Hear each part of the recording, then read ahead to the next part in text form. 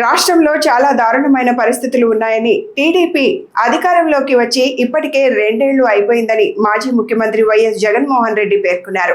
రాష్ట్రంలోని టీడీపీ అవినీతి పాలనపై ప్రతి ఇంట్లోనూ చర్చ జరుగుతోందని ఆయన తెలిపారు. గత వైఎస్ఆర్సీపీ పాలనతో ప్రజలు పోల్చి చూస్తూ చర్చించుకుంటున్నారని వివరించారు. గుంటూరు జిల్లా తాడేపల్లిలోని వైఎస్ఆర్సీపీ కేంద్ర కార్యాలయంలో రంపచోడవరం నియోజకవర్గ నాయకులు, సీనియర్ కార్యకర్తలతో వైఎస్ జగన్ సమావేశమయ్యారు. ఈ సందర్భంగా జగన్ మాట్లాడుతూ వైఎస్ఆర్సీపీ 5 ఏళ్ల పాలనలో ఎప్పుడూ లేని విధంగా మంచి పాలన ఇవ్వగలిగామని గుర్తు చేశారు. చూస్తా చూస్తా కళ్ళు మూసుకొని కళ్ళు తెరిచేసరికి 2 ఏళ్ళు అయిపోయింది.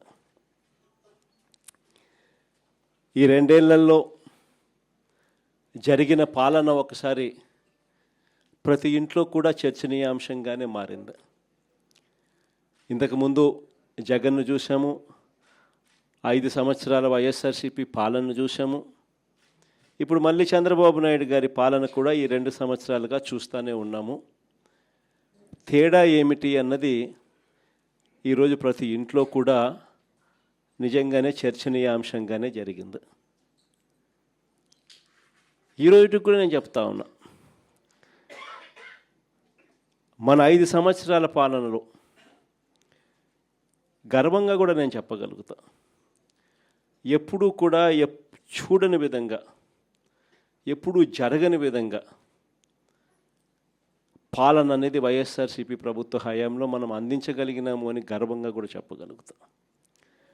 మేనిఫెస్టో అని చెప్తూ దీంట్లో ప్రజలకి ఇది చేస్తాము, అది చేస్తాము, ఇది చేస్తాము అని చెప్పి ఎన్నికలప్పుడు మాట చెప్పిన తర్వాత మనము రానంత వరకు ఎన్నికల మేనిఫెస్టో ఎప్పుడు ఎన్నికలు అయిపోయిన తర్వాత చెత్తబుట్టలో పడేసేవాళ్ళు. అట్లాంటిది మొట్టమొదటిసారిగా ఎన్నికలప్పుడు మేనిఫెస్టో అంటూ ఒక మాట ఇస్తే ఆ మాట మీద నిలబడాలని, ఆ మేనిఫెస్టోను ఒక భగవద్గీత గాను, ఒక బైబిల్ గాను, ఒక ఖురాన్ గాను భావించి ఇంప్లిమెంట్ చేసి 99% హామీలను అమలు చేసిన పార్టీ ఏదైనా ఈ రాష్ట్రంలో కానీ దేశంలో కానీ ఎక్కడైనా ఉంది అని అంటే అది ఒక వైఎస్ఆర్సీపీ పార్టీ ఏనే అని చెప్పి గర్వంగా కూడా చెప్పగలుగుతాం. మేనిఫెస్టో అన్నది ఆ మాదిరిగా క్రమం తప్పకుండా బడ్జెట్ సమావేశాలు పెట్టేటప్పుడే